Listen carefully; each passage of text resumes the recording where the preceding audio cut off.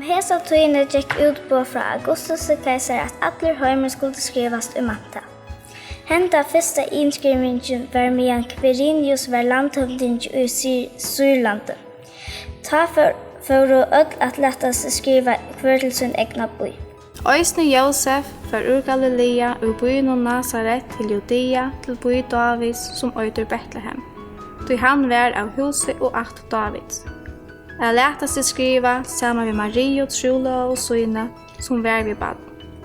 Medan de nu var her kom tøyen at hon skulle til øya. Og hon åtte sånsøyn hin frombarna og svøypa i han og leie han i kroppen. Ty ikkje var rom for tøymon i kistehusen. Her aløy var nekre hyrar, vi lau ut av marskene og hilde notta vakt i fylkjesøyne. Nå stod angel herrans for tøymon, og dård herrans luste rundan omtøy. Ta vore tår økvelige ratter. Men angelen sier vi tår, øttast ikkje, kunngjør tikkun stora glede, og skal være for alt folket. Tikkun i det en frelsare føddur, som Kristus Herren i sted Davids. Og hetta skulle det hava til tekin.